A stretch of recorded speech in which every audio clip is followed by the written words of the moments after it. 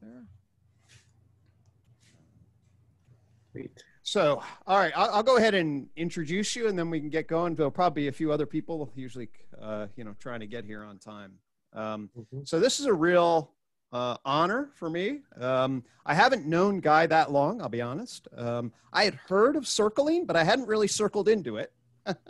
Somebody had mentioned it a while ago. I thought it was really interesting.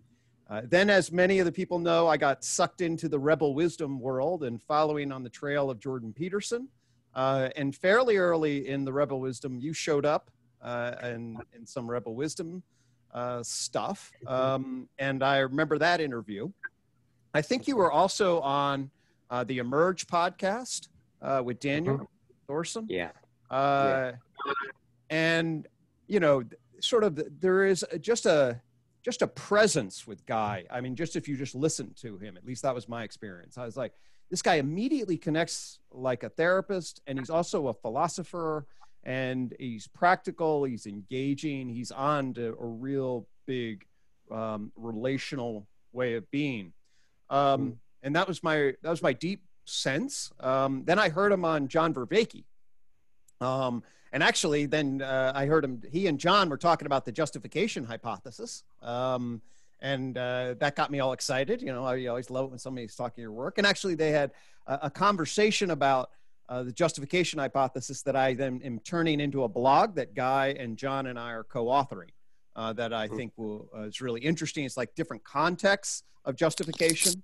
Do you feel like you're in the courtroom where people are judging you? Do you feel like you're in the courtyard like we are here coming together and narrating?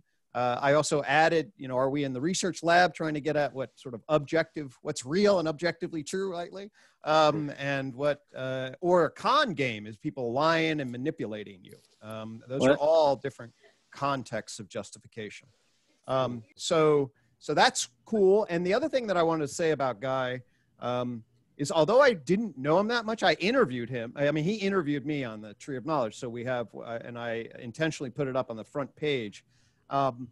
And my intuition about what he was as a human being, as a relator, as a connector, just was honored very quickly in my actual contact with him. Almost more than any other person in a quick way, Guy empathized with what my experiences was around like constructing the Tree of Knowledge and the last 20-year history. And he cut to the core of some real personal experiences and brought that out in me in a way that I deeply appreciated. It felt authentic.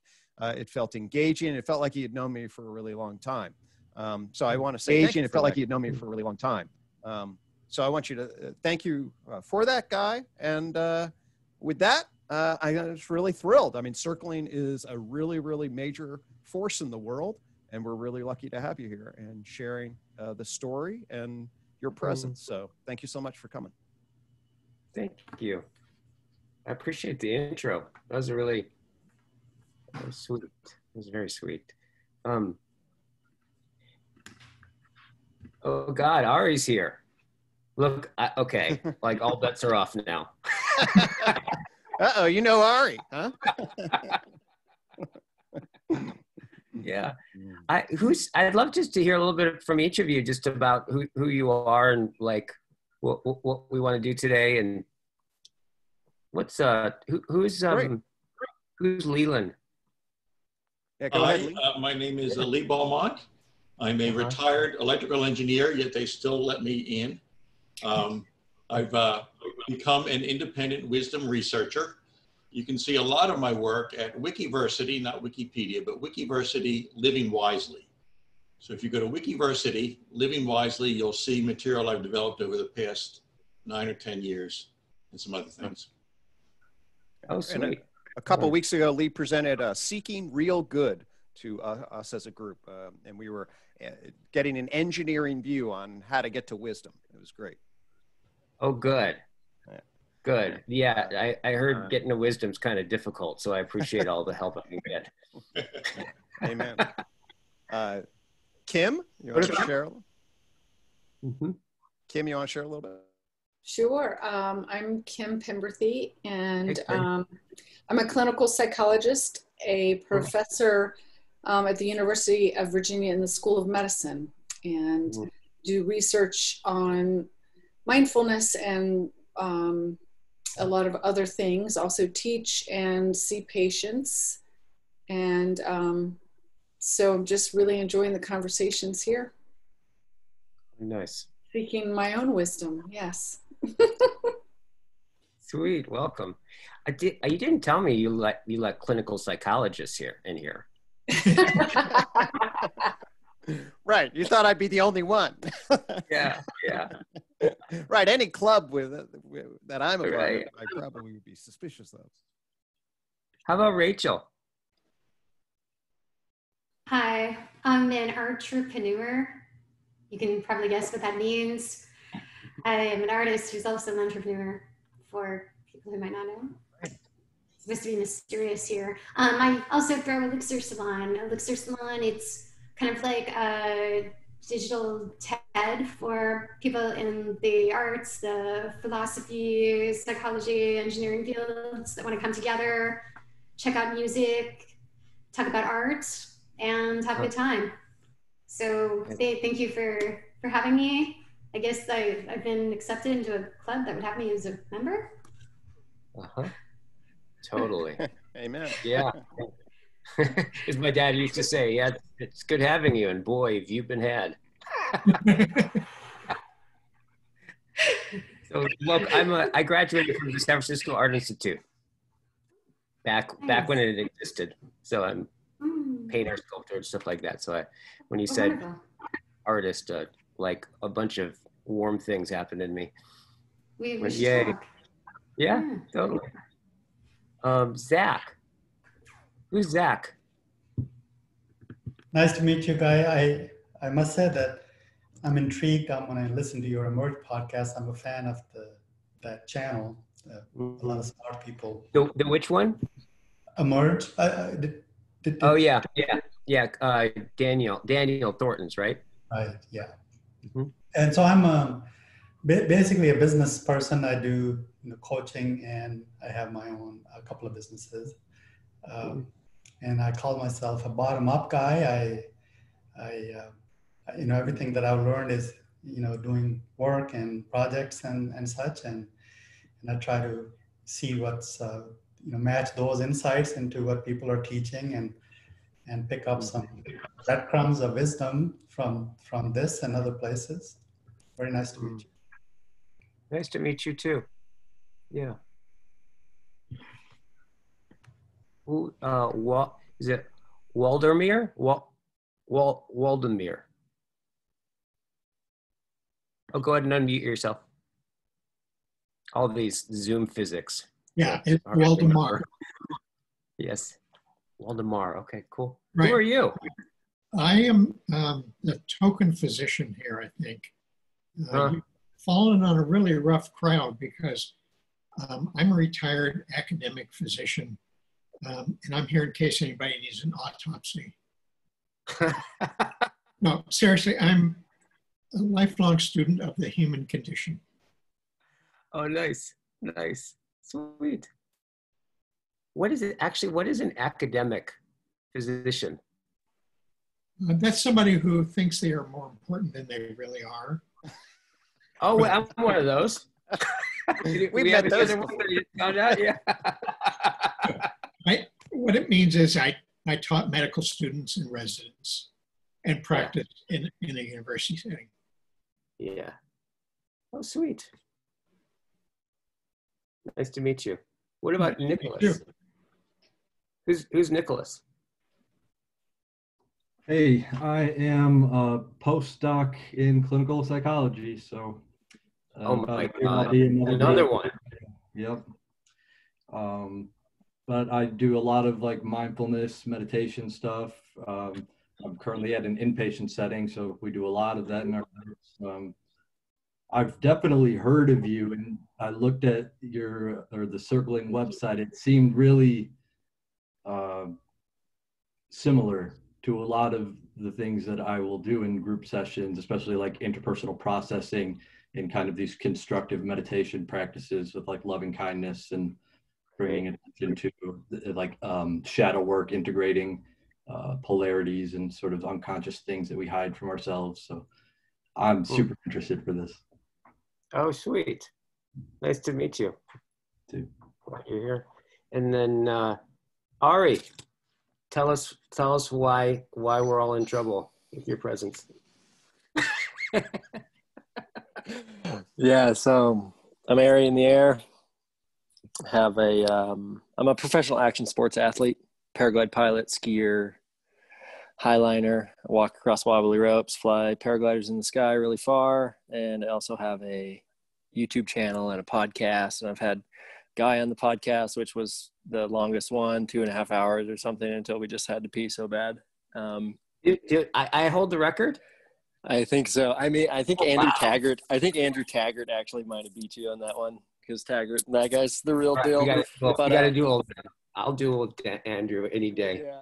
But yeah, Greg's been on the podcast 4 times, and so Greg and I are bros, and so yeah, stoked to be here. I love Guy, I love Lamp, and I love Guy, so here I am. Thank you, sir. Thanks for loving me. Yeah. Michael. Hi, Guy. How are you? I'm good. I'm good in my opinion, anyways. I don't love you yet, but I hope to love you soon. Uh-huh. Don't worry, I'll chase after it and do anything for it. So okay, it's happening already.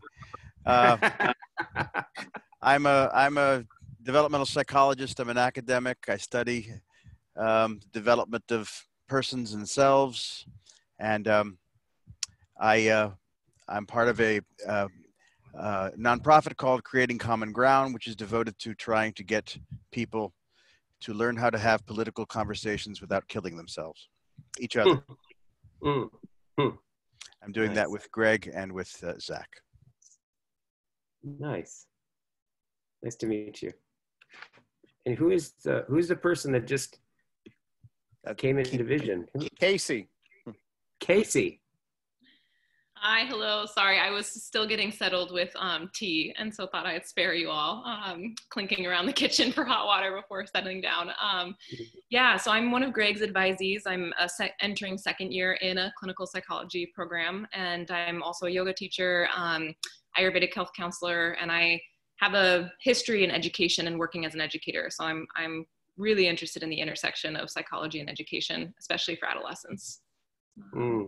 So you're Greg's advisor. So you give him advice, or he gives you advice? He gives me advice most of the time. Okay. It works both ways. It works. I've advised him not to take the advice that I give. I don't know if he's listened to that, but I like to still dole it out. It's very worthwhile. It is very worthwhile. Yeah. Nice to meet you. And who's the person that just came on the screen here? Noma. Hey, Noma. Hi, I just graduated high school. I will be majoring in psychology at UT Austin, so just trying to learn as much as I can. Wow, I'm impressed. Sweet. From high school. But Bowden. Is that how you say it? Bowden? Yeah, Bogdan. Ah, okay, got you. Bogdan. Yeah, I'm a retired teacher, and I'm interested from the point of view of unification of knowledge. I know Greg is attempting that, and I thought that was a fascinating project, trying to put everything into a map and a framework that's all encompassing. And it looks like he's made very good attempts to include everything so far. You know, now that all has to be fleshed out, but I think that the general map is there with psychology and all of knowledge. And even I for the first time, I became acquainted with clinical psychology to my, I guess, amazement in terms of what it is. I found it a very conformist enterprise. You know, personally, I'm much more of a rebel to endorse that model, but I enjoyed understanding what clinical psychologists were looking for in people. So I know exactly now what they're, where they're coming from. But I like the attempt at unification. I thought I collect I collect works of people who try to do that. There are about a dozen or 20 people that attempt that, and that's a marvelous project. So I endorse that, and I enjoy the fact that I found somebody else that's doing that, a new person. So that I appreciate being here. Thank you. Thank you, Bodil. Thank you. So the conformist part, were you in the client seat, or were you in the doctor seat? Well, I looked at what they're looking for, and they're actually looking for people to be happy and conform. If they're conformed, they seem to be happier if they're conformists, and I don't agree with that. I agree that people should be unhappy if they have originality and want to be rebels. And I think that clinical psychologists evaluate people much more in a much more standardized form than they should in terms of happiness. And happiness isn't everything. I think some people can be very original and unhappy, but they can produce a lot for mankind being unhappy. I'll say, as a clinical psychologist, I think there's a wide variety. I think you're right in some regard, like there's sort of a traditional conformist element. I say when you get into the field, one of the things about it, I think Kim would probably agree also, there are an enormous amount of opinions about the philosophy of it. And like so many things, it is a pretty diverse set of views. So I'll just offer that. But you're right that a lot of it is about, you're miserable, that must be a problem, and we will try to make you happy. You're miserable and you need this and this and this. But I personally feel it's not grounded in philosophy enough. Philosophy debates are not present there. There's a lot of issues that philosophy suggests for clinical psychologists that are neglected. So basically, that's my addition to it. I like that addition. Yeah, like free will, determinism, and agency, and these are all philosophical questions that are not discussed in clinical psychology. Totally. Yeah. So that's just my addition. But I really like the fact that it was, there was an overview made by Greg, and I like the overview of psychology, which was fascinating. Thank you. The overview of all of psychology. And that was done in relation to big history, mostly, which was a first attempt that I saw in the area of psychology. So that needs to be commended. Good. Yeah. Okay. Thank you, sir. And Rhea? Rhea. I don't know if you can see me here, but I'm here. My name. Hi, I am, along with Casey, I'm an incoming first year for the Combined Integrated Program at James Madison. So I will be Greg's new advisee, and looking forward to that, transitioning from the federal government and coming from the world of administration of children and families and grant management and all of that. So looking to explore and expand and learn. And I've been in a lot of the talk Zoom calls, so I'm excited to hear from you today. Oh, sweet. Thank you. Thank you. Hearing that, I feel almost like an adult or something. It's really great. Thanks. Is that ever, Rob? We talked a little bit in the beginning, but like, who are you? Yeah, hey, so I'm Rob Scott. I really liked Waldemar's statement about studying the human condition. I've been studying the human condition pretty deeply, and I take it from a coaching context. I coach people. I've come up with two pretty important ideas, I think. One is something I call the fundamental shift, which is a deep new perspective on meaning making that's going to be very, very important. Well, now, actually, and then using that capacity in a way that lets us do something called identity shifting, which is sort of applying that into sense of self in a meaningful way and applying it to all the parts of life that matter. So relationships and behavior and, emotional experience and all those things. Yeah, that sounds great. Wow, some people, I really enjoyed hearing from everybody. Like, you're all up to and interested in really cool things. That's awesome. So, Greg, anything in particular like you want me to talk about, or like how does this usually go, or like? Yeah, I mean, basically what sort of the framing I had was maybe you could just share, kind of like I told you the story of the Tree of Knowledge, maybe you could just tell the story at least of circling. Oh yeah. And we can kind of walk us through that for then a half an hour or so. I mean, we can ask questions as it goes, but if you could give us really the narrative of how it came to be, and then land on sort of what you really see it as being. Mm-hmm. Yeah. Okay, great. Well, it's interesting. So circling, this is what's been true for me, at least, about circling, is circling has been for me the process of finding out what circling is. It's got that character to it for me. 'Cause the more I do it, the more I look into it, the more I seek to understand what's happening with it, the more it yields to me of, you know, what Chris and John often talk about is the moreness. There's something about, it's like for me, when like circling happens spontaneously, it stuck out in particular with me and another friend of mine, Jerry Candelaria, who was then to become my best friend after that,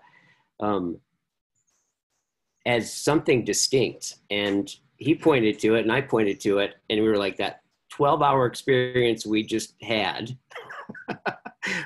what? And we didn't have a word. We didn't have a word for it. This is 1998. We didn't have a word for it, but we just spontaneously put our hands out and just shook on it. Like we just committed to it. And I didn't know exactly what I was committing to, other than I just had an experience that none of my frame of reference could understand, but it was very, very real. And it was distinct from all the other real, deep things that were going on that I was involved with anyways.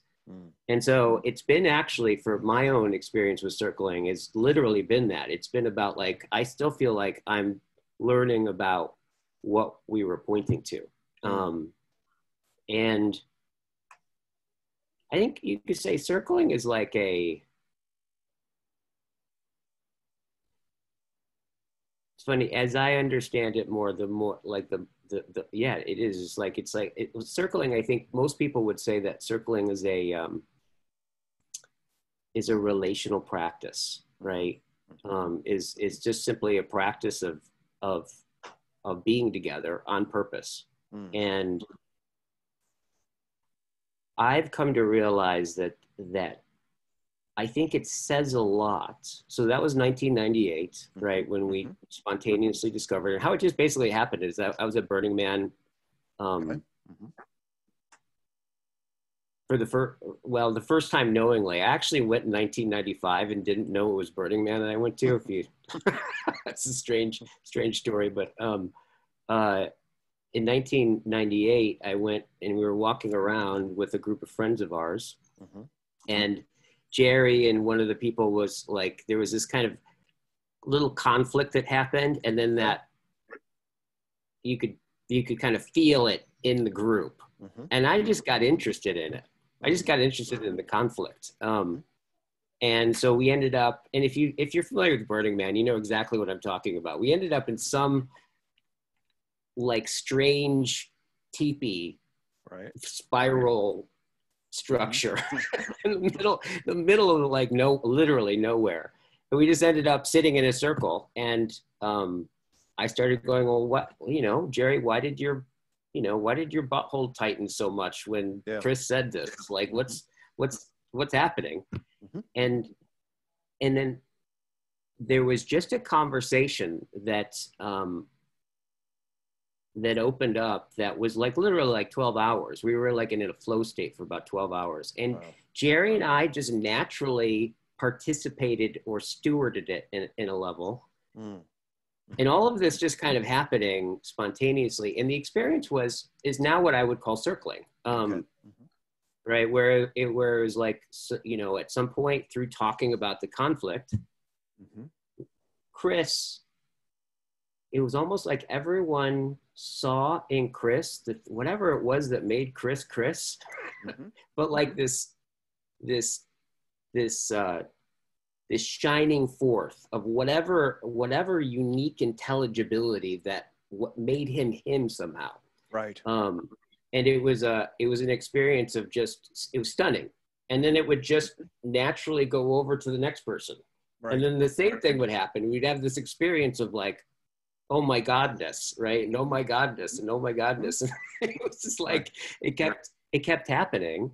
And then that was that moment afterwards, we were like, that thing that was happening. Right. Is it fair to say that people were getting, there was something that was, in the shadow or on the edges of their consciousness that defined them in an emotional way, that they tapped, that they normally wouldn't share, and then somehow they were able to align with that and align with that in the group? Is that fair in relationship to create a deepening? Yeah, it was like you could say it was the experience of aletheia, right? This kind of experience of what was not aletheia is it's funny. And in order to understand that, I ended up getting into Heidegger, which is a whole other story in itself. And part of the reason was I was trying to make sense of actually what we were experiencing in circling. And he talks about the original notion of truth in the ancient Greeks, which aletheia, which is really distinct from our modern kind of notion of truth, which is something like, idea and event, or idea and object, right? When they correlate, we call that truth. But the original notion of truth comes from the Greek word letheia, right? Was a lake of forgetfulness in mythology, in the Greek mythology, right? So aletheia, right, is they saw truth as the happening of unconcealment, right? And so that sense of, right, what was hidden, and it was hidden that it was hidden, right? So it's kind of like if Bob's walking along, and he trips and falls in the Lake Letheia. It's not like people are going, "Where's Bob?" Right? No, it's missing that Bob's missing. So aletheia is that revelation of both Bob, but also this revelation of concealment itself, right? And I think that's what Heidegger would say is the being itself that is hidden, right? And that kind of openness to being. And I would say that I'm starting to realize more and more a lot of, like, there's a lot of, I think, realization about what circling is, right? By the fact that it came into existence. I think it points to what it reveals what it's existing in the world that we're in right now. And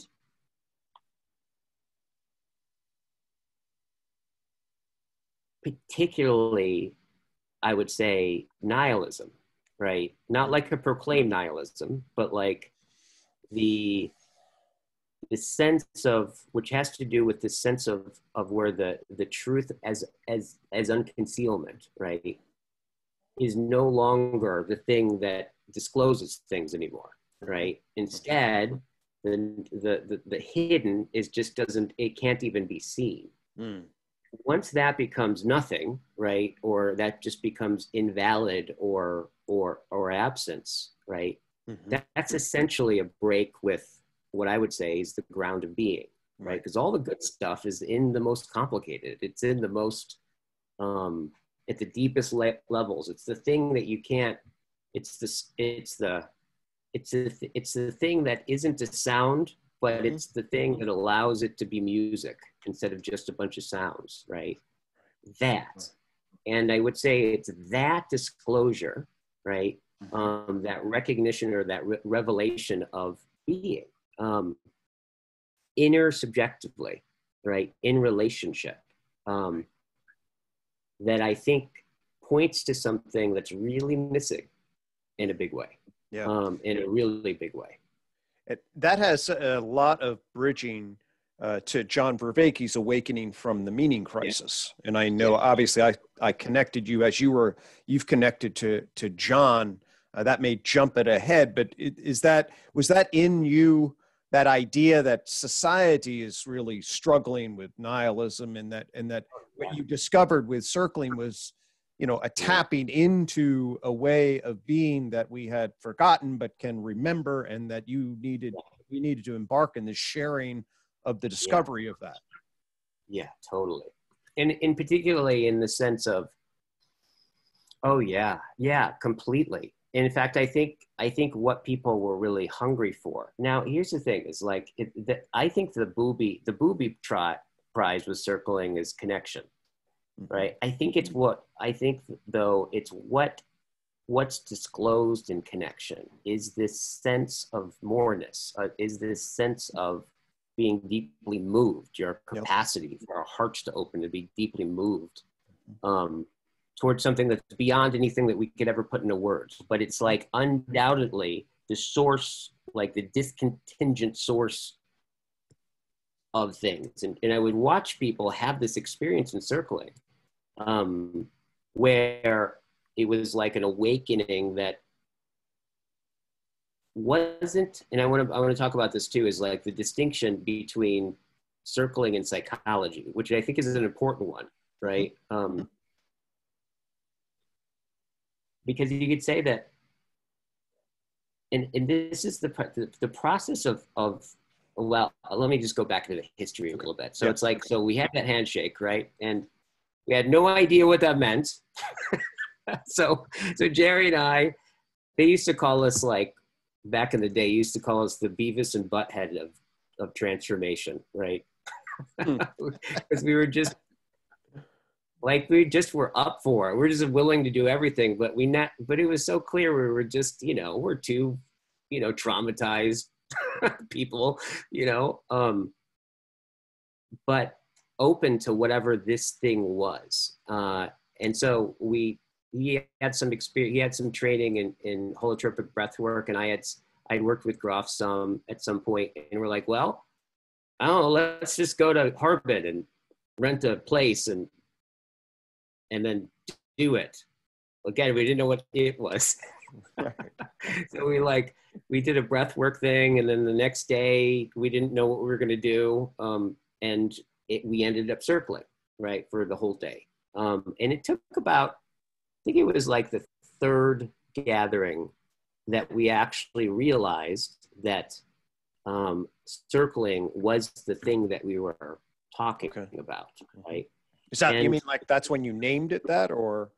Yeah, yeah, totally.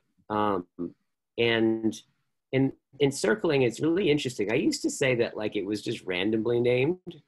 And on one level it was, but then I started thinking about,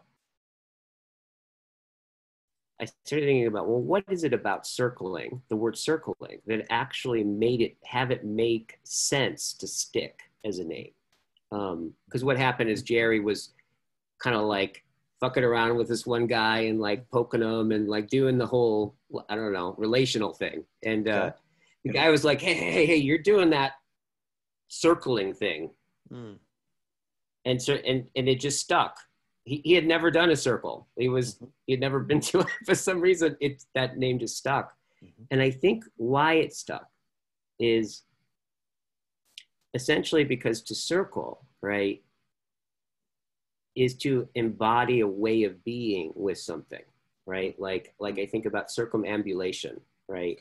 The sense of, and I know Jung talks a lot about this, a lot of different places talk about this, where there's a way, there are some things that are just so complex, right? And so deep that you can't just know by looking at it, right? Or going head first into it. Instead, you have to walk around it. You have to circle around it, like over and over and over and over and over again. And over a period of time, it starts to show itself. But that showing of itself is as much being someone. The walk also means somebody who could see it, right? So it's like it's like gnosis in that sense, right? Of like in knowing it, just like in relationships, right? Like when you go into deep relationships with people, the process of getting to know that person, right, is the process of becoming someone who could know you, right? Right. And it's that orientation to things, which I think in the word circling is one of the reasons why it stuck. And also the sense of the hermeneutic circle, of this quality of getting, you know, this sense of temporality and that goes along with it. So then it was really interesting kind of feeling as time went on and we started doing courses, like weekend courses, and pretty soon it just started to create its own kind of ritual setting, right? Where somebody would be circled, and then there'd be leaders, and then we would just start circling. And in the early days, we wouldn't have any stop time, right? So we just would go until we were done. And sometimes that was till like 4 a.m, right? Wow. The kind of intensity that we were going into. And what was interesting is that as things grew, we would have people would come back and be on the production team. And the production team got so big that at one point, I think we had 80 people on the production team for a course that had 10 participants in it. Good Lord. Right. Good Lord. And it was, yeah.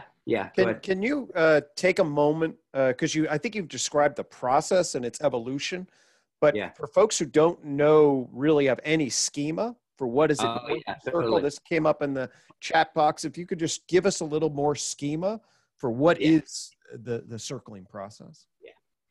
So like the basic form of circling, right, is essentially, you could say, is a very simple intention, and the intention is to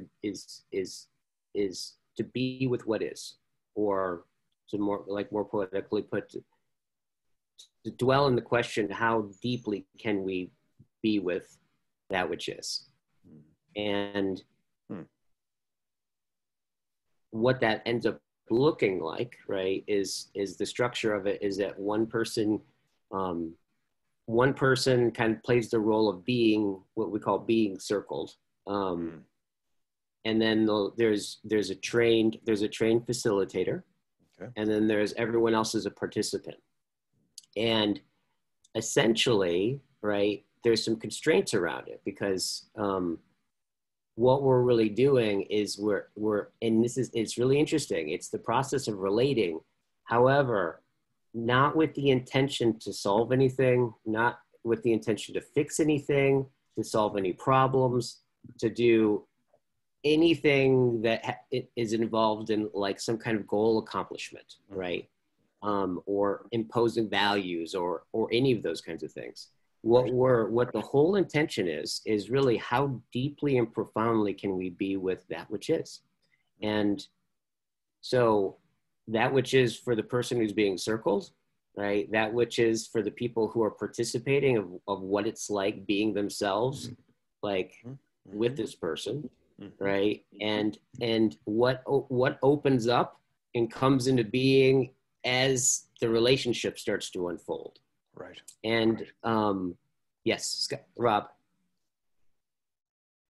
I didn't want to interrupt you, and I'm so interested, but you had mentioned something earlier that you said this is distinct from psychology, and that's really interesting. But there's something that I find really interesting about Greg's work is this justification thing, and just to deeply oversimplify that, this sort of process that humans have to protect and sort of show, and then we're doing things privately that we're not showing that we are aware of. And then that's splintering off more deeply into things we're not aware of, right? We've got suppressed things that are, more in the shadow. And so as far as circling being a process of helping us not only be with what is, but also relate through some of those, whatever BS walls that might be there, some of that management, and feeling safe in making our public self more match our private self all the way down to the experiential self, so that there's a health through all of those sort of layers of self, seems very related to psychology and kind of important. Oh, totally. And then also, as that can, through a process of going through that, we're then becoming even more aware of the own things that are hidden to us about us, right? So there's this help in kind of getting through shadows. So while it may certainly be distinct, it absolutely fits and feels deeply important in this whole thing. Okay, cool. So I didn't want to feel like I was missing something if I had that wrong. So yeah, okay, awesome. There's in what I'm saying about the distinction between the two is it's interesting because the character of circling, right, really is grounded in the intention when we circle, right, which is really being with what is. And what's fascinating, right, it's just that process ends up being super healing. It can be transforming. It can like reveal like things, all the things that you hear about that happen in psychotherapy. By the way, doing that alone is also super healing quite often, right? So, but then adding the relational, you know, the practice of truly just being with what is in your own attention is super healing also, right? Totally. So, And it's like a lot more difficult to be with what is when you got someone in front of you, right? Yes, Than totally. when you're just sitting there, right? Like, justification comes online and totally, right. All of the different things. So I would say that there's the moment that, and this is one of the things about it is oftentimes what ends up being talked about is like that whatever's meaningful for the person in their life, right? And then people just start to pay attention to what it's like being themselves in relationship with you, and then sharing it in a way that's phenomenologically just true, but also what we call, like, it's some of the lingo is like owning your own experience, right, in relationship to that. But also following your curiosity and the sense of interest that starts to happen when somebody starts to get more and more real. And there is that process of just doing that. A kind of humanity starts to be disclosed, right, with everybody, right? This kind of sense of relationality and openness. You know, I would say is the essence, essentially, simply the essence of friendship, right? The essence of philia, right? The philiac love, which is that process of philia. It's the process of, I think John talks about it in terms of reciprocal opening, right? Where there's a way in which when I relate to you, the process of relating to you, right, is the process of, in your response to that, me opening with you, fosters me to open up more, right? Which has you open up more.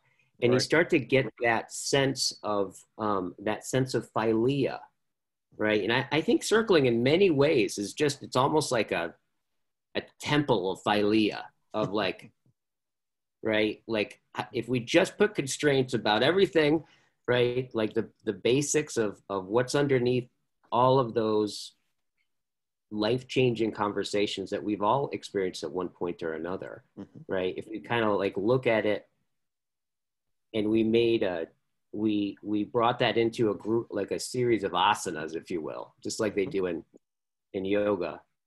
And then we just all got together and we just sat in those asanas for 2-3 days. And then just did that over and over. What starts to happen is like healing happens, closeness happens, and transcendence happens a lot as well, like deep mystical experiences. And one of the things that I know that John was interesting as he started to like experiment with circling, the first thing he noticed is how religious the language was that people needed to use in order to talk about it. So one of the things I'm really interested in is this kind of connection through the what it takes to be with somebody, right, in a certain sense, profoundly, is connected with, is somehow linked to what it is to be with your connection with everything. And it's interesting in explicitly because circling is an explicit, it's a secular practice, right? You know, you're, by definition, we're not like trying to believe something, right? It's more like we have some principles that kind of guide our behavior with each other. But what ends up happening, we'll find out what happens. Like, how deeply can we be with that, right? And then you just end up with these experiences that like change people's lives. And so my sense of circling is that it reveals the fact that, you know, it's also really interesting to think about this like two dorks, right, basically discover this thing, right, in Burning Man, and then here we are, you know, 2020, and it's like all over the world. Right. And I love the idea of a dork discovering something. That sounds good to me. Yeah, totally. It's like all over the world. Actually, that's another question I have, because you started to say something that you had like 10 people there, and then there were like 80 people on your production team or something. I think I caught you say that. Can you help me or help narrate for us, like, what happened how did all of a sudden that happen? Yeah.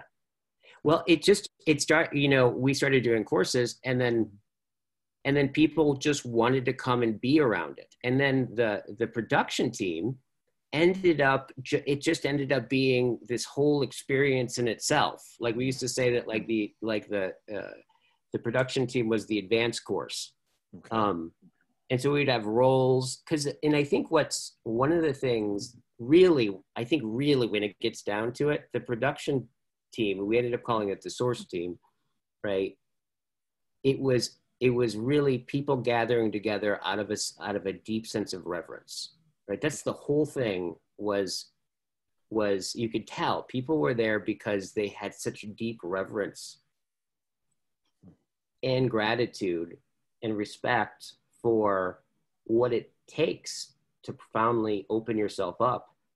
And I think this is where your work, Greg, I mean, really, when I first heard you articulate the, what do you call it?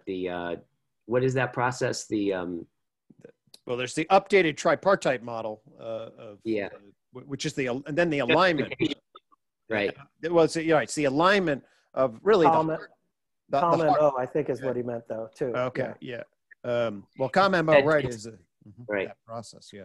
And what I really got out of that, what I really liked about that, is it just so showed how we become people, right? Is so relational. And I think kind of actually I'm writing a paper right now, the paper that like the book that we're all writing together. It's my first attempt at doing anything academic like that. It's an interesting process.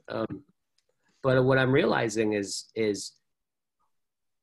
that I think when you look at this, it's challenging. This challenges the notion of the way that I would say sociology has, and the social sciences have, I think that there's an ontological reversal that goes on there. In that there's a way in which the world itself is social, unless like from the level of the ontological perspective of being a human being, right? We're born into, right, a world in which everything in that world, right, is literally animates people, right? It animates every single thing, like it discloses a social context. So even when we're alone, right, our aloneness is in relationship, is already, the fact that we say that we're alone is given by that we're in a social context. Yeah. And I think that one of the things that's circling keeps revealing to me is actually how fucking true that is all the way down. And that's one of the things I really liked about your work, is this sense of, I become spoken into existence. I become listened to in existence. And so much of psychology, right, is really is one of the things that they really keyed in on, is that, like, and how that goes, right? All those relationships went, right, determined so much about what is and isn't possible for that person. And I think one of the things that they tuned into is it's not that we become social. It's that we realize the world, and the world itself is already social at such a deep ontological level. Yep.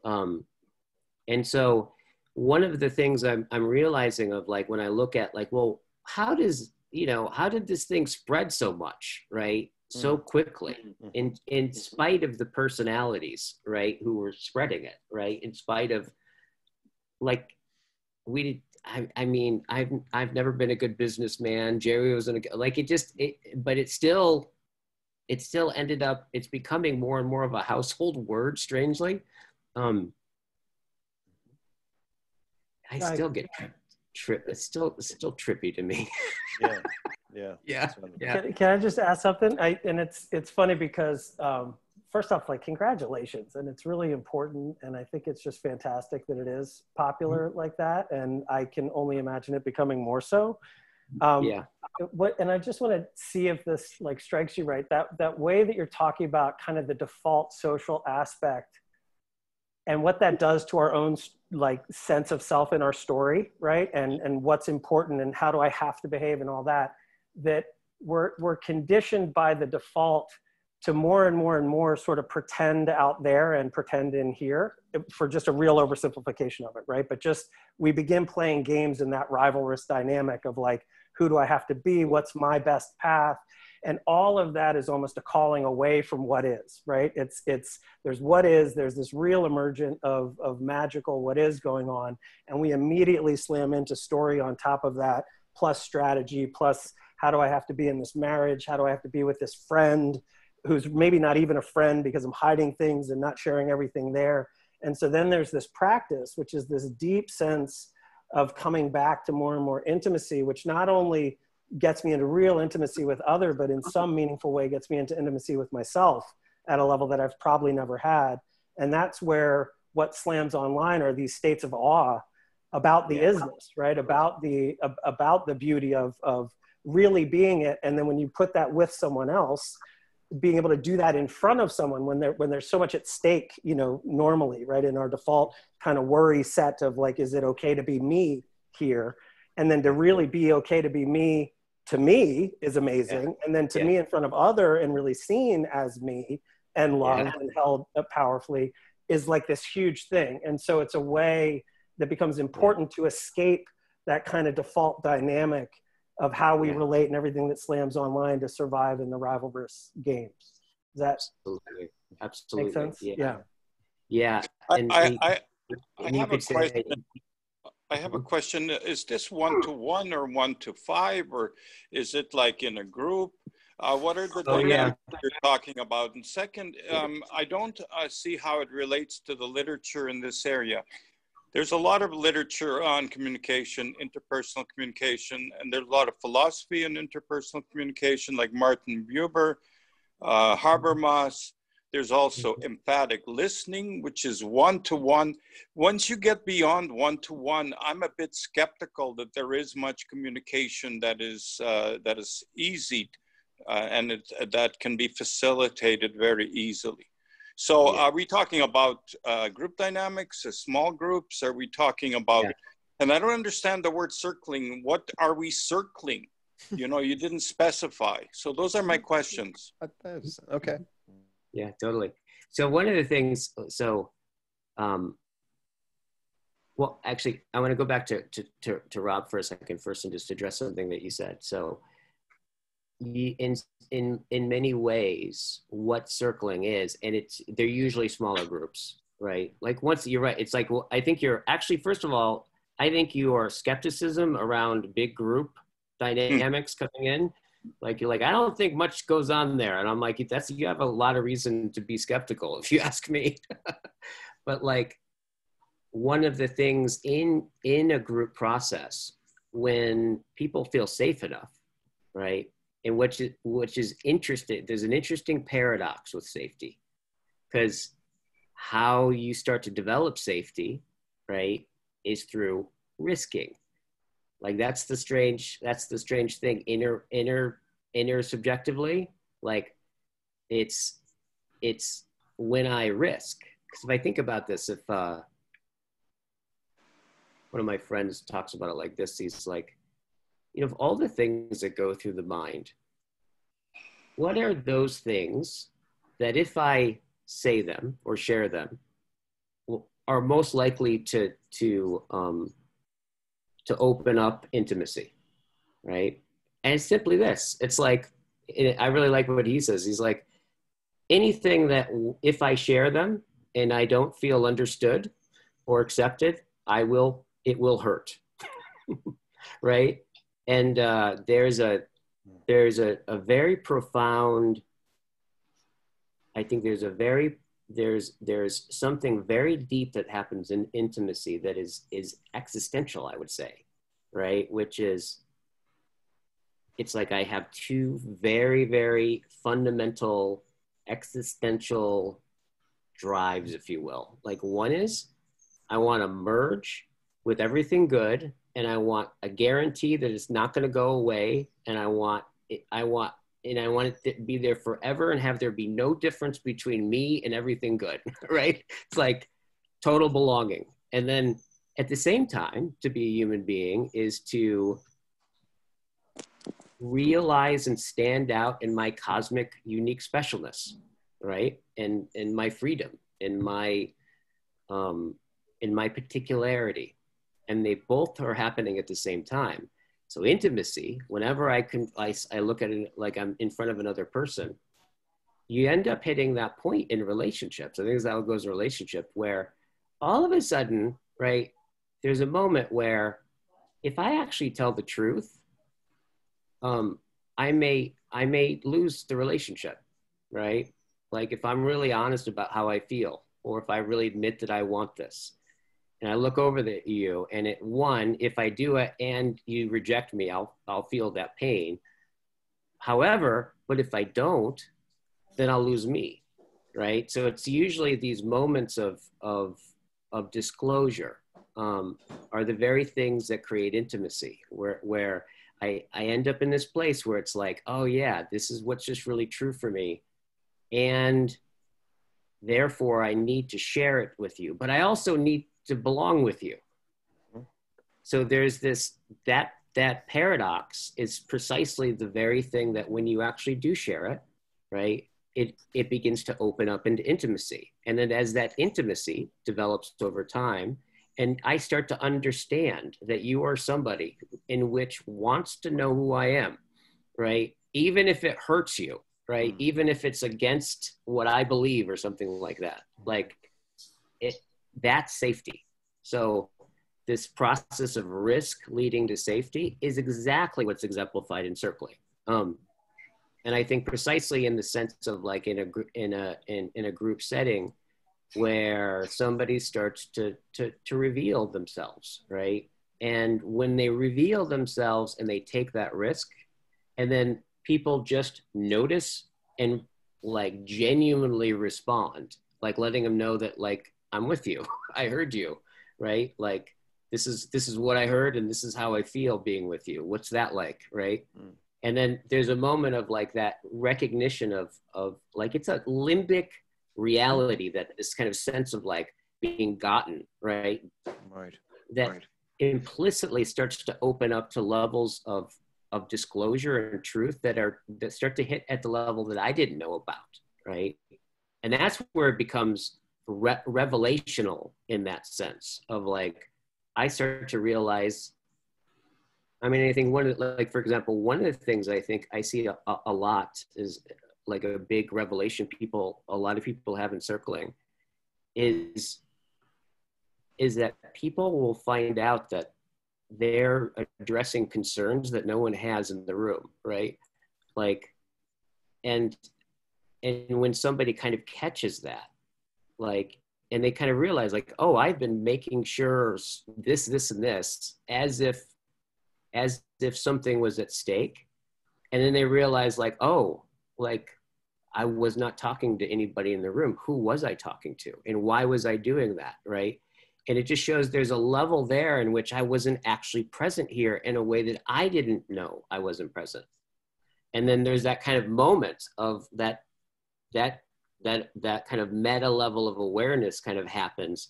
And it ends up being deeply emotional for people, like very emotional, right? Because it's like, oh, I had no idea that I was like turning the world into the danger that I had experienced when I was a kid in order to ensure it.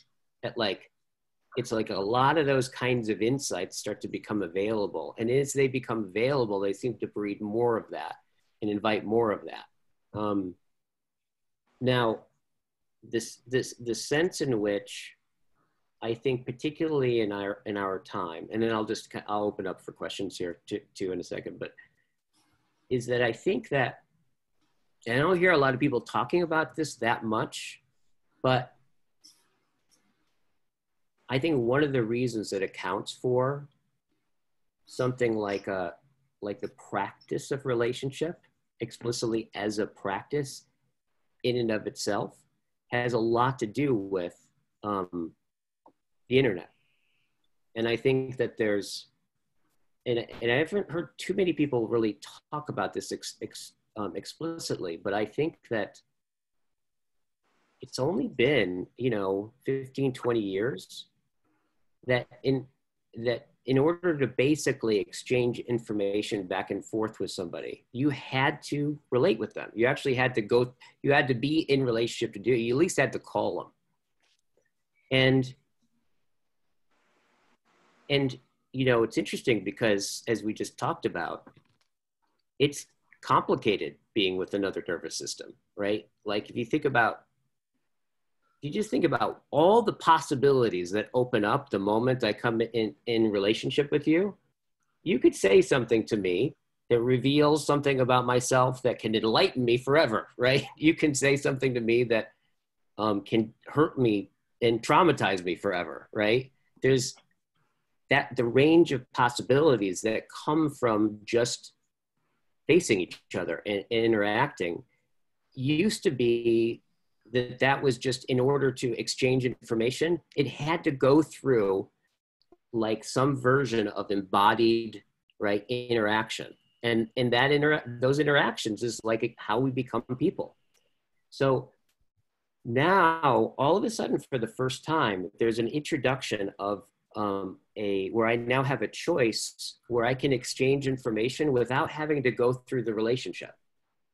And it's interesting because relationship is inherently difficult, right? And now my nervous system has a choice that it never had. And it's just going to move towards what's easier, right? Because that's the way our nervous systems are. And I think what's going on is people are starting to actually very, very quickly have so many more options, right? To connect without having to relate. And I think you start to add time to that. And especially considering how deeply developmental, right? Just being in the same room with somebody is, right? All the different machinery involved in orientation that happens in like really confronting a relationship, being in a relationship with somebody. We now literally, all you need is an internet connection and a computer, and you can build a company. You can become famous. You can have like millions of friends. You can broadcast all your thoughts without actually ever having to relate. We're actually in that point where we can do that. So I think there is another element of circling that I think is very similar to what happened with our bodies with the Industrial Revolution, where machines basically kind of brought the world into a small circle in front of us, and then we didn't have to move. And then all of a sudden we started to we started getting fat. We started having all health problems, right? Started to break down.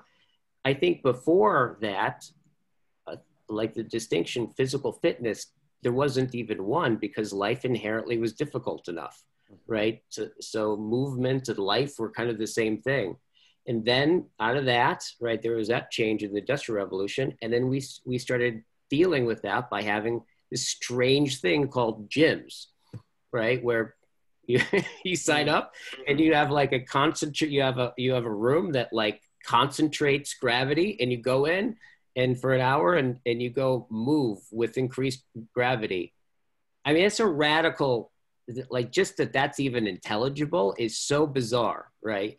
But it's inner culture, right? It's transformed the way that we relate to our bodies. I think something very similar is happening with circling, as in that same sense, is that there's on some level, there's a recognition that there's a nutrient that I don't have to, there are muscles that I don't have to exercise that can, when atrophied, are connected to everything, to my meaning in life, to my sense of being important or not, to like, right, my openness to existing, all of these things, right, is somehow connected with this thing called relating. And so I think circling on another level is this, in a certain sense, it's a kind of a gym to actually come in and practice, right, and work all the machinery that one needs to work when you're in a relationship, but just more intensely and more specifically. And so in that sense, it's really a practice. Well, that's really powerful. Let me say that I think an enormous number of the themes that we have had center around but the intimacy of the meaning and relationship crisis and the concomitant mental health crises that we are seeing.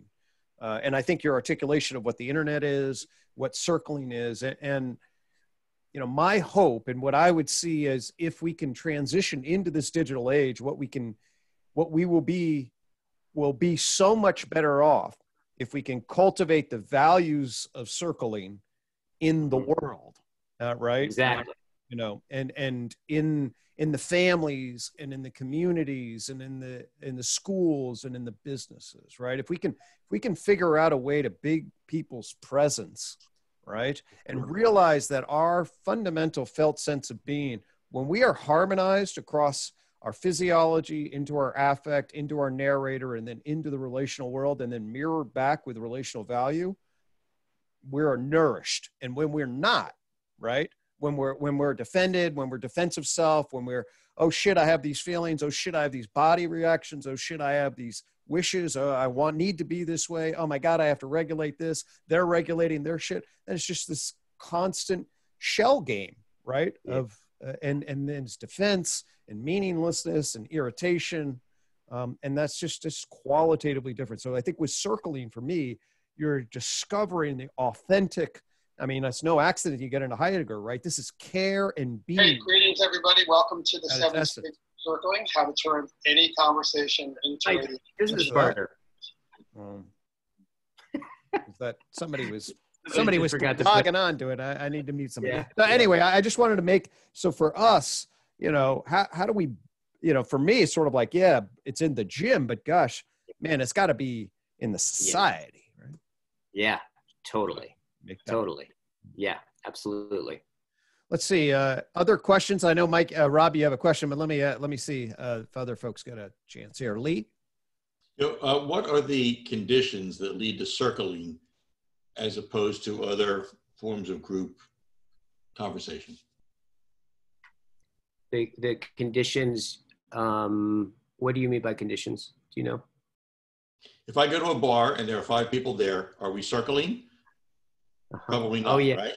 So there's something different. Okay, there's something different that happens when that group is together that leads them to circling rather than bullshitting. Yeah, absolutely. Absolutely. This is where I would say that there's a few different things. There's a couple different ways that I can talk about this. So one is there's just simply, and it is one of the things I've noticed, for example, when somebody, I've heard this happen so many times, right?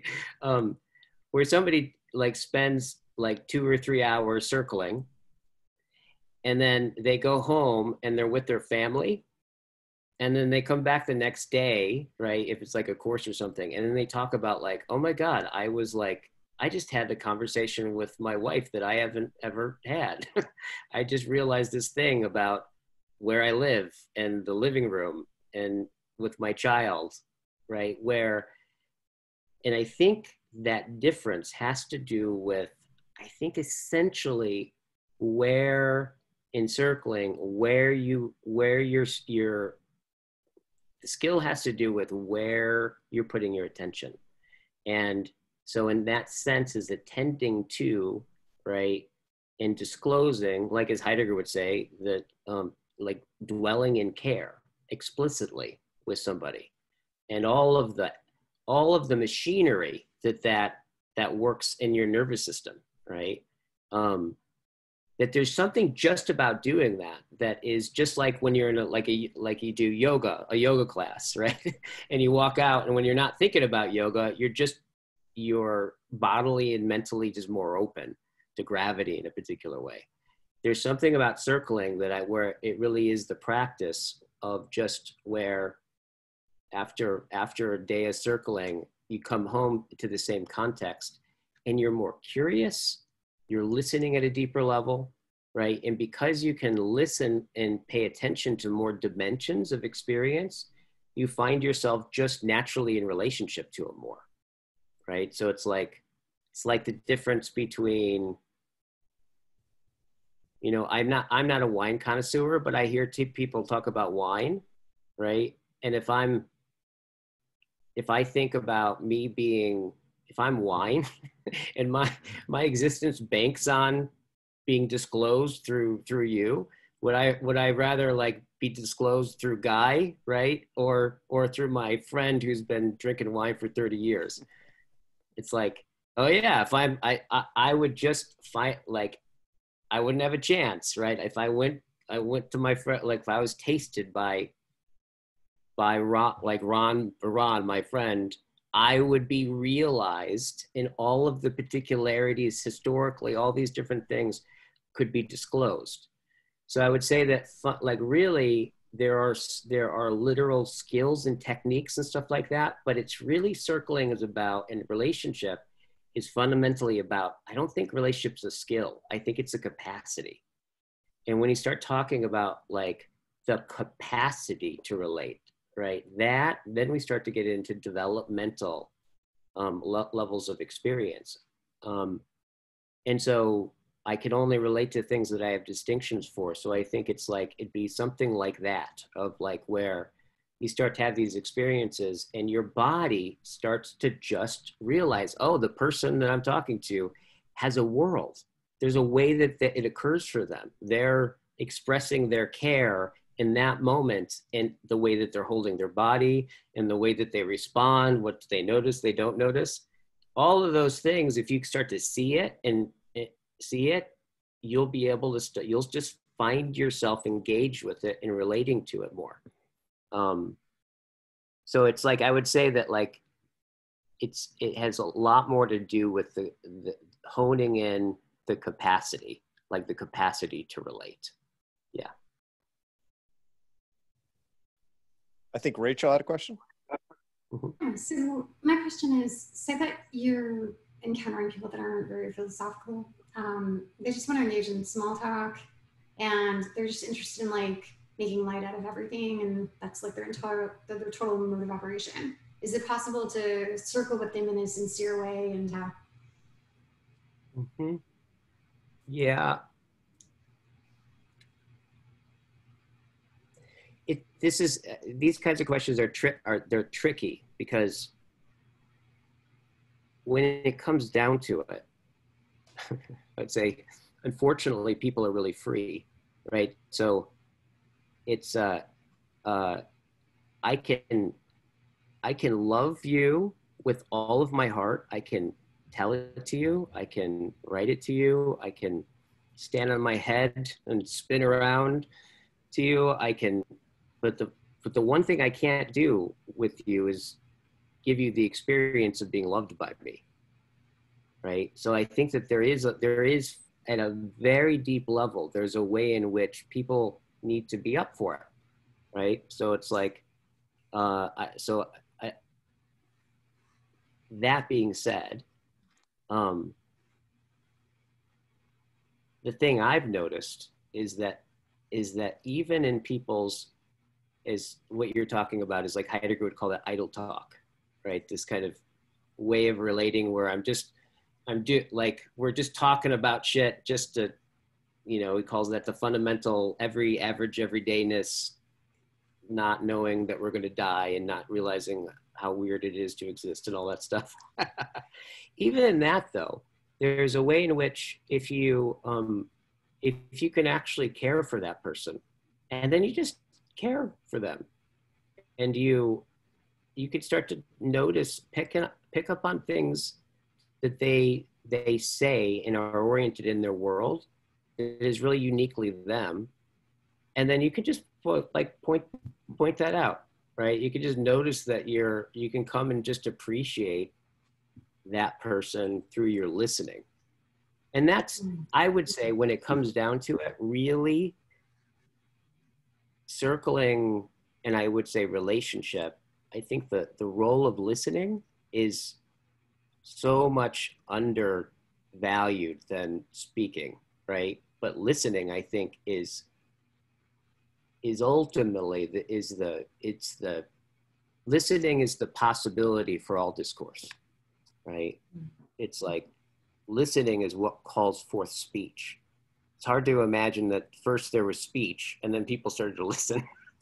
No, it's like first there was a listening that called forth speech.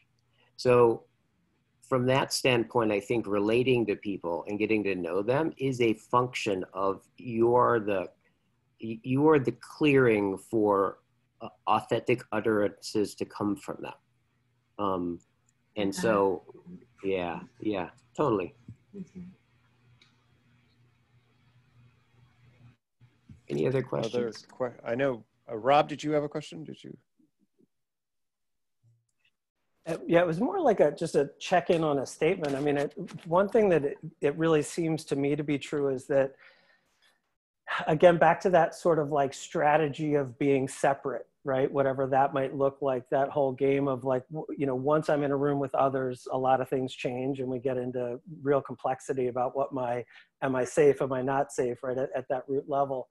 And so there may be this implied thing that if we're trying to win at that kind of a game, that going to this gym might just make me like softer and better at listening and not as powerful and all that.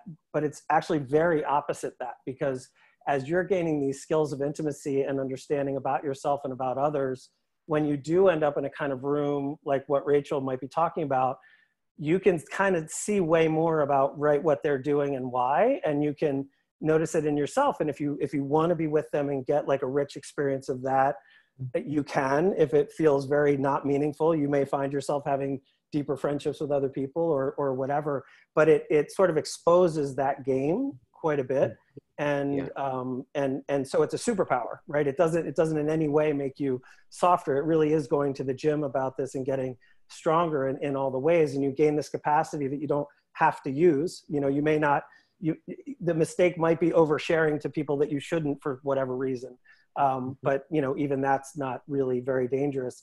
And then the other thing that I don't know if Lee was like asking this, but it sounded almost like he wanted to know what was the difference of the practice of it. And I think I mentioned that at least a little bit of that there's, you know, there's the practice of sort of the person sharing, the person experiencing, and then also somebody in the room that is qualified to, you know, for lack of a better term, referee that exchange, which I'm guessing is helping some of the intimacy where it needs training wheels and whatever. Yeah. And then I'm sure pretty quickly it deeply takes on a life of its own. And that's what changes it from using it in a bar with 5 guys. Like if you have it and it becomes a skill, you can go to 5 guys and it could emerge, right? But the practice of it, similar to like meditating quietly in a room, has a structure to it. And it has a little bit of we're all agreeing to do this together. And so then you can practice it in front of others. And so I don't know if that's more what Lee was asking or not, but it's what it felt like to me. So I wanted to speak into that. I want to hear from Nicholas.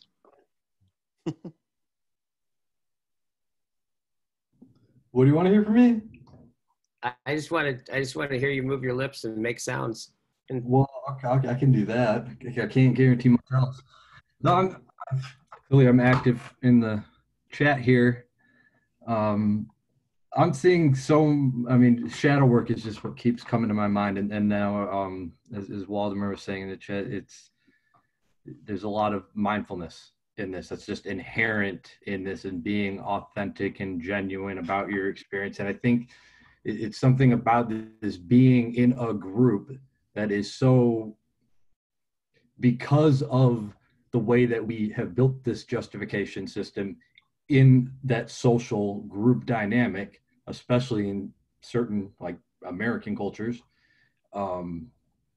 being in a group just for this in this circling method, it kind of just shatters the conscious mind's ability to filter out that crap. If anything, it puts it on freeze, and then you just get stuck. But then the facilitator, somebody would say something to drive you deeper. So yeah, very fascinating. And I'd love to see some. I'm probably going to look into interpersonal neurobiology and see how that actually matches up with what you're doing, because like you're talking about just development and being, there's a lot about how your actual sense of self on a biological level changes when you're in the presence of another person. Even just something like that is a profound implication in what you're doing. Yeah, we're like relationship all the way down. Like we're already, my body is already that which is oriented beyond itself. Its existence is already in grasping and reaching for the world. And I think psychologically, ontologically, it's like almost everything about the nervous system, like so much of it has to do with relating. And here's this interesting paradox when you think about it, like, and it's this relationship with vulnerability, right? Like, I trip out a lot about this. I had a client who was he was an evolutionary biologist, and it was funny to hear him talk about human infants. He's like, it doesn't make any sense by any other standard of any other mammal, right? We should be in the womb like 4 or 5 more years, right? And he's really highlighting something, right? That because like we're mostly, we don't have many instincts, right? Like most of it, in that sense, we're open and we're deeply, deeply vulnerable, right? But that vulnerability, right, also is the very thing that's like, we're the ones that are going to Mars. We're the ones that are seeing, like, looking out, and it's like, and it's through our vulnerability that it's really interesting that our very vulnerability that affords us so much. Even like we're vulnerable to our own awareness, right? We're vulnerable to like understanding our own understanding, right? These all metacognition on some level, like it really comes from this constitutional openness. I think Heidegger would call it like we're the clearing, right? And the place where the world as such discloses itself, right? In the clearing that we are. Now it's also trippy because like vulnerability is fucking hard, right? It's like vulnerability is like, I've been doing this for, I don't know, 22, 23 years or something. And I've never had the experience where I'll like look at somebody, you know, in a course and go like, hey, Bob, maybe it's a good idea for you to be vulnerable.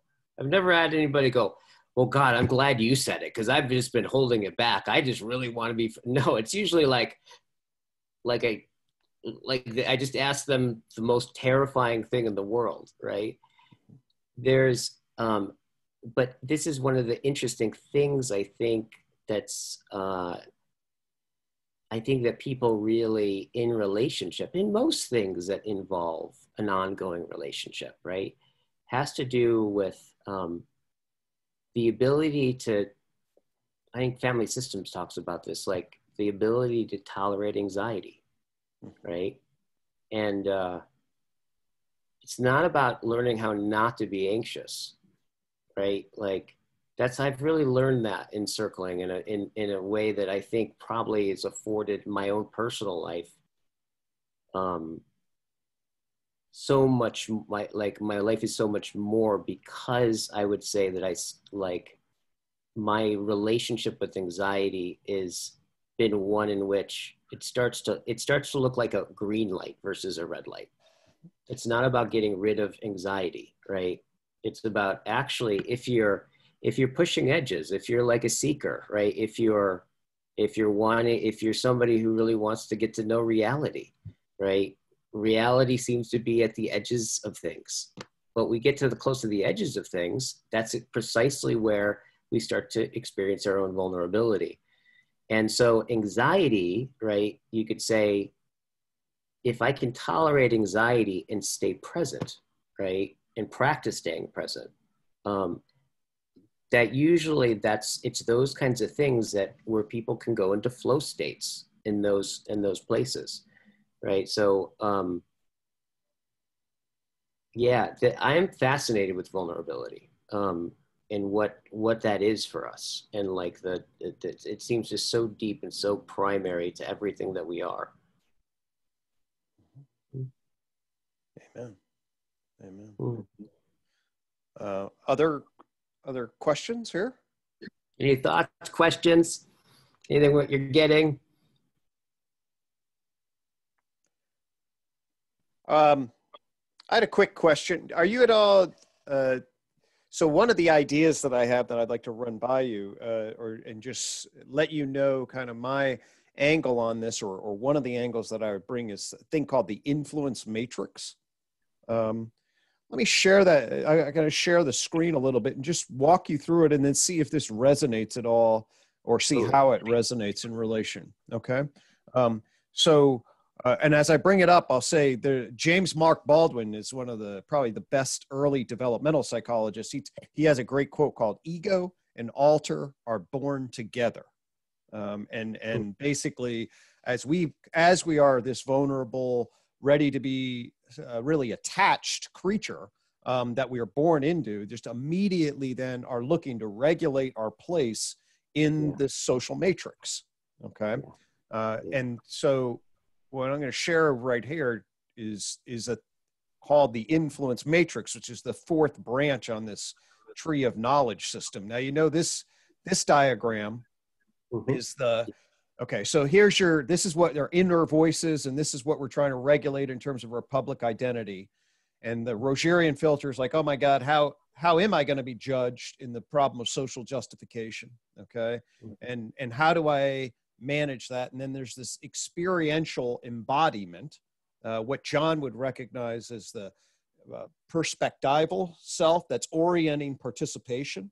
Okay. And then you have a propositional knower that's narrating what's going on. Okay. So, and then this is called the influence matrix. All right. And what this is this is mapping the relational aspects, what are called the relational process dimensions. Okay. Relational process means I am tracking our self-other exchange, the how of our positionality. Okay. So I have an intuitive map about how I'm seeing you and how you're seeing me. And that's and I'm placing myself in the social relational influence matrix space. Okay. Yeah. That makes sense? Okay. Yeah. Yeah. So what this is this is the intuitive guide. The key is what's called the black line right here. Okay. And what it says is that we have a secure template when we are experiencing the feedback and the process in terms of our high relational value. Okay. Which basically means that the important others, we experiencing them as both knowing who we are and valuing who we are simultaneously. Okay. So it's when I feel known and valued, I am here. All right. And then conversely, we have, I am not known and or devalued. Okay. Yeah. And that's the terror. That's the vulnerability. And then when we are judged and brutalized, okay, then we develop a fear for the self that then creates defense around vulnerability so that we do not lose relational value and the social influence that comes with it. So abandonment, rejection, dejection. Okay. So these are the core templates that a lot of people are actually operating to avoid, rather than approach and flow through this.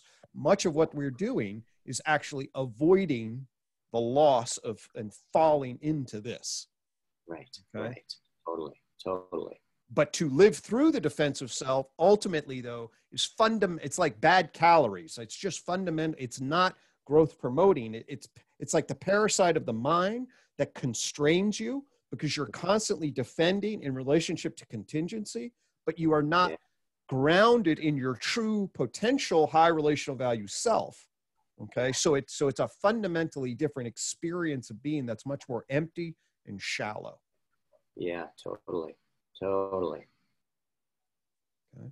So, yeah, and would you say that sense is like, as you, would you say, with the relational value, as I maybe move towards it, right? And I, well,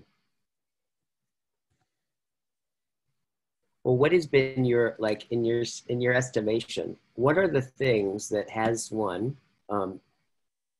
move towards the high value, joy, pleasure? Like, what are some of the differences that make that difference between going the low value to the high value? Yeah. Right? What's right. So the basic, so we can now, you brought your evolutionary friend up. We can just then ask, well, what are the indicators? And there's a core template of indicators. So are you paying attention to me first off, or are you neglecting me? Okay.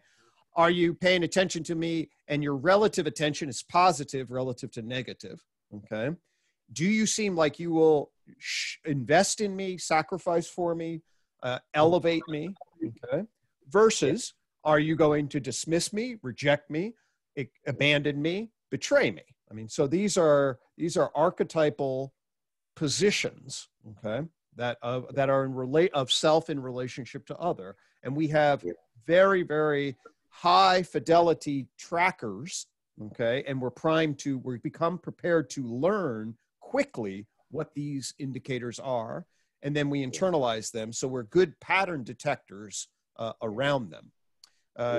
And the other thing that it says is that a process dimension, we track this on these three red, green, blue dimensions, the vertical dimension being the power rank dimension. So if I am competing with you, I will get influence because I win the game, or I get all A's and you get B's. Okay, so these are, how do I position myself in relationship to dominance relative to forced submission? That's a low indication. Or indirect dominance, which is, hey, I have lots of money, or I'm really attractive, versus ugly or poor. These are all social status indicators that are associated with high versus low, okay? Yeah. And then affiliation is when you actually join. Affiliation actually means to internalize and share and blend in the interest of other. You talked about the desire to commune, okay? The fusion. So a parent will fuse with their child, or their lovers will fuse together, or you'll fuse with friends, obviously in different ways, but all of those actually have the purpose or the process by which my interests and the other interests become one, okay? And we are then shared as an expanded intimacy. And the most common feeling of that is love in its various forms of agape and eros and all of that. And so this is what we are seeking for nourishment, and this is what we're terrified about. And when it's realized, this is what our trauma states are.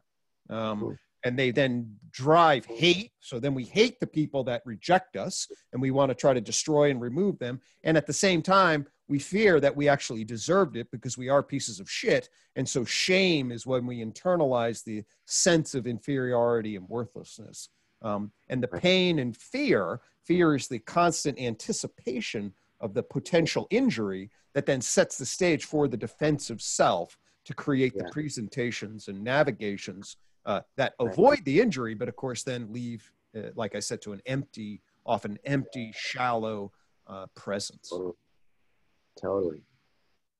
Well, I think the thing I'm appreciating, well, first of all, I'm just appreciating, I've gotten this from you every time you shared with me about your work, is like, I just get this sense of like, this is the way you love. Like, this is out of like This is you loving, right? This making these distinctions and yeah, this is what right. So my little way of being. It's like thank you for seeing that. Totally. I just appreciate that, just that part, like personally. The other thing is just that place of where, yeah, this direction, good, this direction, not good. Yet, this weird thing, the reason why I would go in this direction is to create safety. And the reason why I wouldn't go in the other direction is because it doesn't feel safe. And I just get, it's just this sense of like how, like just courage, like how courage is so important with this. And like how relationship just seems to be the place, right, that in a very visceral way that could develop and deepen our ability to be courageous with this. Right. Yeah. And courageous on both, but courageous both in the expression and in the reception. Okay. So we have to be courageous listeners, right? In the sense that it is the case, we will reveal shit, right? Our true authentic self often injures others. It's like, I mean, the way I am, I mean, I like, for example, I'm so obsessed with my theory. It is not the first time it would have come up that my obsession in my theory, relative to other things like ask my wife, there's a weird dynamic, right? So so for her to love me for loving my theory also means, oh my God, Greg, all you do is fucking obsessed with your theory. And I wouldn't mind having a husband that was normal occasionally. Right. So, there's this dynamic of like, we want to share, but remember that sharing, being what you are, often means an investment, an identity, a way of being that actually clashes, So the courage to share and the courage to receive, and then the holding environment of that so that you can actually work through it. Yeah. Seems like a lot of that like that fumble fucking through that is like, yeah, that has been, I would say, my experience. Like one thing that's developed in me a lot more through doing this is the ability to be, relational and attuned to the relationship. Yeah. That sense of like where I'm not placating, or I'm not just right. But I'm also not just saying, fuck it. There's a sense in which like, I'm speaking with somebody and I'm aware that there's an experience that they're having, and like I can be me, and like I'm also open to you, and just that kind of Gestalt sense of attunement seems to be one of the ways where it becomes more safe, I think, to be able to risk more proportionately and attuned, right? It's like that sense of attunement. Yeah. Amen. Like with that, well, like for example, with your wife, like what's that been like for you? Like, have you gotten better at like feeling into her, and when you're talking about your theory so much, like what's been the ride like with that? We should probably bring her in for that, or just avoid it completely. No, I mean, we have learned to, how to enter that and be present with each other around it. And it absolutely is it's been learning how to be authentic with that and hold that, learning how to negotiate it, learning how to sit with some of the pain of, this is an area of not ideal attunement at times, that's just the reality of not, believe it or not, folks, not every relationship is always perfectly aligned across all dimensions. I know that's going to be a shocker. If it's a relationship, for sure. Guys, I have to run. Can I just add one thought to that influence matrix? And because I want to like sneak it in. Is that okay? Of course.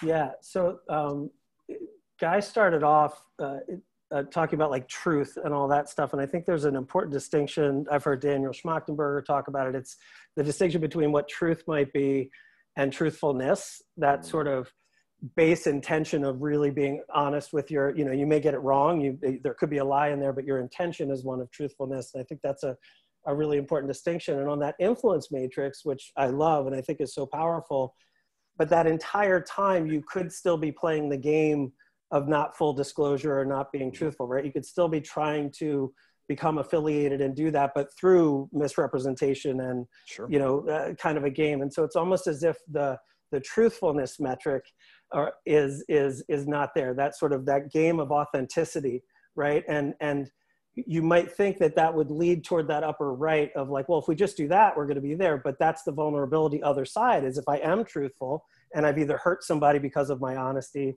or I'm shamed because I've overshared in a place where it wasn't safe, you head down towards shame and all that stuff. So it feels like it absolutely fits, but it's maybe not mentioned on there, that dimension that this whole work is talking toward, which is truthfulness and authenticity and all that stuff. Right. So that's exactly right. And when you get into the matrix, you'll see that the black line is the RVSI line, which is relational value and social influence, which is, so the social influence is how you're going to actually instrumentally move people around, which then gets you thinking, oh, I will just be an influencer. Okay. Right. But it leaves you empty, because although you then have value, you are not known. So the truth is not there. So you're then actually experienced as an imposter. So you get the imposter syndrome. Oh my God, my fans love me, or, hey, I'm really liked at work, but I really actually want to kill myself because even though everyone loves me, I feel fucking empty. And the answer is, well, yeah, because you played the high influence charlatan game, right? But actually you have this experience that if I were vulnerable and really showed you who the hell I was, and then everyone would be like, well, actually, I don't love you anymore. You're a fucking piece of shit, right? I love it. I love it. I can't think of anybody who's playing that game in today's world at all. That's never happened. Yeah. Hey, so I do have to run, but guys, it's a great point. Amazing. Appreciate you guys. Hope I can connect with you guys another time, because it's just been fantastic. Absolutely. Thank you guys. All right. Bye, everyone. Great. Thanks, Rob. Yeah, it really has been fantastic, Guy. Any final questions as we wrap up here? Okay, what are you getting? What are you getting, Michael? I have a question. The understanding seems to be missing there. And that relates to the meaning crisis very much. If we are experiencing a meaning crisis, and maybe that suggests a lack of understanding and communication. And there's also people have different experiences, different levels of understanding and realities. Sure. So I think if you don't have that, then communication suffers. I mean, it's very easy to communicate in Alcoholics Anonymous in a circle, because everybody has the same experience and they understand each other in that sense. But when you come into a circle where everybody's got different experiences, different intentions, different needs, different life paths, and different ages, and so how do you have common different philosophies and a lack of general meaning that people can ground themselves in, which is the meaning crisis issue? How do we communicate with all those impediments? So regardless of all your affiliation and political equality, and you mentioned freedom, and where do we have understanding in your circle? I think the whole thing is really about understanding.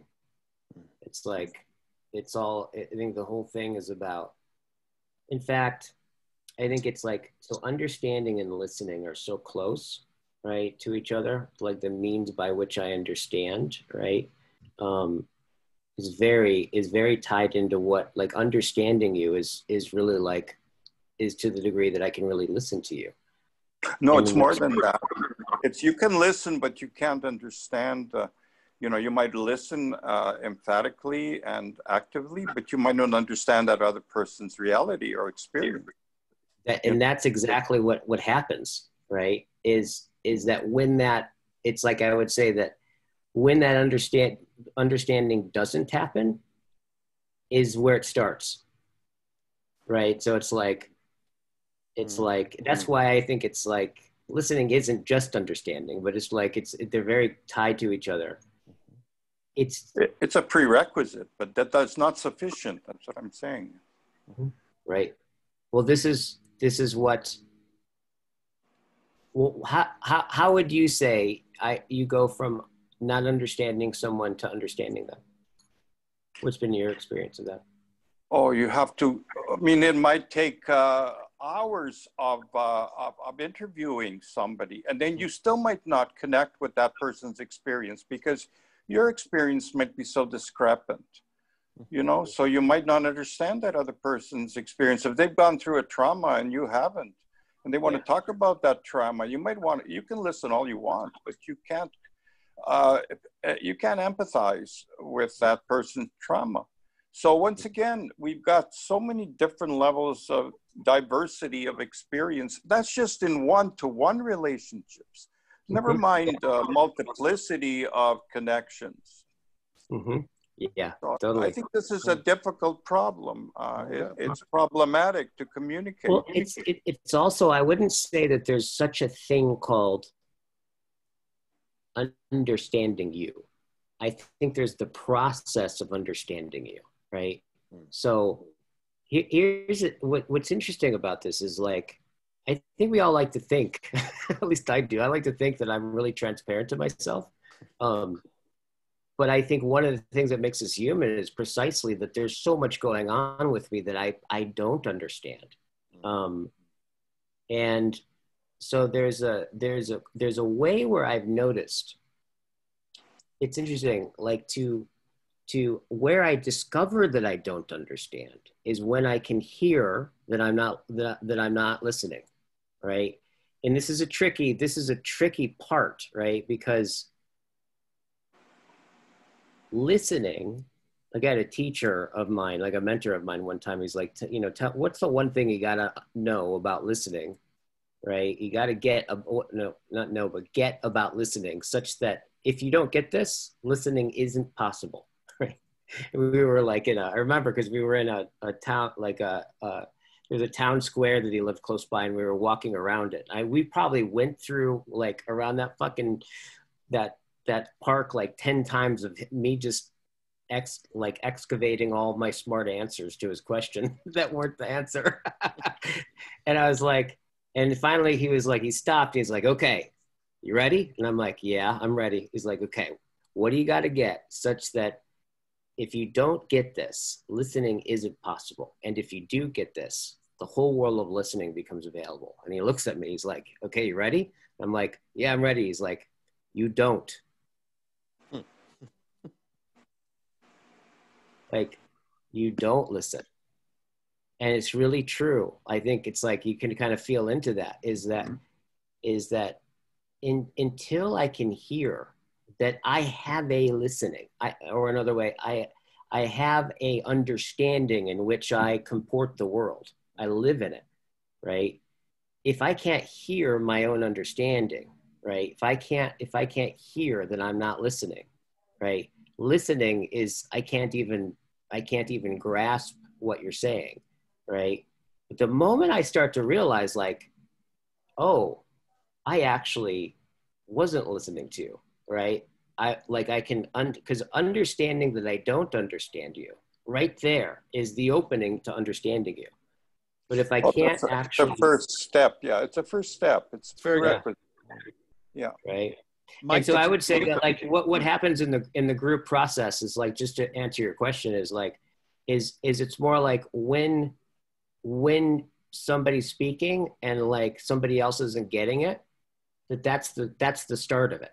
That's the start of actually going, oh, because I start to understand you the moment I recognize I'm not understanding you, right?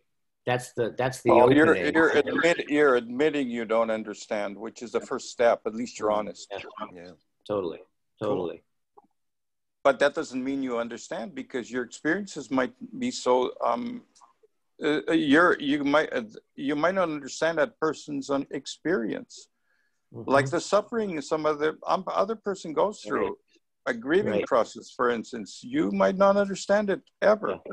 Yeah. So, yeah, there are certain things, I would agree with you. It's like there are certain things that aren't like existential truths I can understand them like I can cognitively understanding them. Yeah, right. that's true. I can know like I can understand that I'm gonna die, but then I go through an experience where I almost die, right? And then I know, like, I really know, right? That's what I'm saying. Those are real serious connection happens when both people have suffered in the same way.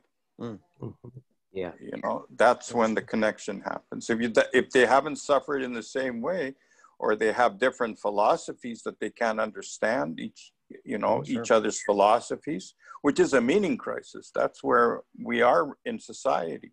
We have so many different perspectives. So society militates against us, our social realities, but also our personal suffering and our existential realities might not be the same. So we have so much discrepancy that militates against true understanding. Even though we listen, we might not connect, or we might not really understand. So we have to do both. When we're together, when we're together, and I recognize that I don't understand you, and I share that with you. That's honest. That's honest. Right. That's good. Exactly. That's a first step. Totally. And I think it's a step that can begin the process of understanding. Yeah, Here's the thing I've noticed is in myself being understood by somebody else, I actually end up understanding myself through them listening to me, right? In a way that I didn't understand it before. So there's a very deep thing that's going on with listening in the process of understanding. And I'm appreciating what you have your eye on with this. It's like, I think implicitly you're saying it's like, look, this thing's important. If we don't understand each other, right? Like, how the fuck are we supposed to do anything, right? Like, so how do we do that? And that's exactly, I think that's exactly the starting point of that, like how I understand is precisely through social relations. That's how I became to know that I'm a self, is through the interactions of being with other people. That's how I become, is through the process of the way who I am in your attention, and how that's reflected back to me is how I even understand that I am a self. So there's a way where like self-understanding and the process of you understanding me is generative in a lot of respects, and in consolidating, it's actually constituting, I would say. So, yeah. Yeah, Mike's actually, as a developmental sort of relational view of the world that I think echoes exactly what you say there. Is that fair, Mike? You were smiling with that? Yeah. I've been wanting to hear from Mike. Yes, I resonate so much with what you're saying. So, couple comments. First, vulnerability and disclosure. I'm really jealous. I'm jealous or envious that you have this lovely system because I want it. Recently, about 2 months ago, I developed started to put into place something that I'm calling connection circles. A group of us said, we really want to have real, intimate, genuine exchanges, and we can't have them. And so we put together this connection circle of 5 of us. We meet every Tuesday evening, and it's gone well, but it hasn't gone perfectly because we don't really have a good way to do the thing we want to do, to really get into an intimate place where we can open up. And so something like what you're talking about is something I just love to learn more about. It sounds great. Oh, totally. It's just some, yeah. Also, just to let you know too, maybe you can email this out to you. Like the website, I have everything from multiple year training programs and learning learning how to do it, to weekend courses, to we have a drop-in thing, and everything's on Zoom right now because of COVID. So we have a drop-in thing. I can even, if you want, this may be interesting, maybe in one of your meetings, I'll grab a couple of the other leaders from my organization. We can just do a circling. We can do it 3 hours circling process just with the group if you want. Yeah, that's great. Yeah, I don't know if you noticed it, but there was somebody who was looking at your website earlier. It was on. Yeah. I don't know who that person was. I'll just.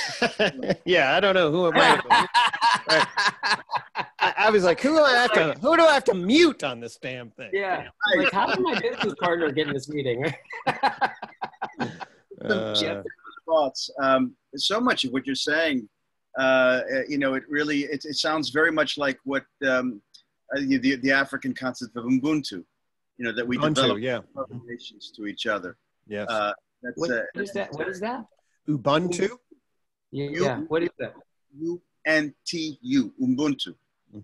Bishop Tutu, through the Truth and Reconciliation process, is a champion of this notion. And the basic idea is that my humanity is tied up with your humanity, that I become a self through my relation to you, which is very similar to what you were saying there toward the end. And the other thought that comes up is John McMurray, who in his book Persons in Relation talks about, he says that the two fundamental emotions for humans are fear for the self and love for the other.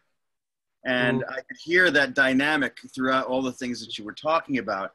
You know, with that vulnerability, you know, we had to break down fear for the self in order to accept the love from the other, and vice versa. And that we're constantly moving in, you know, in this tension between those two processes.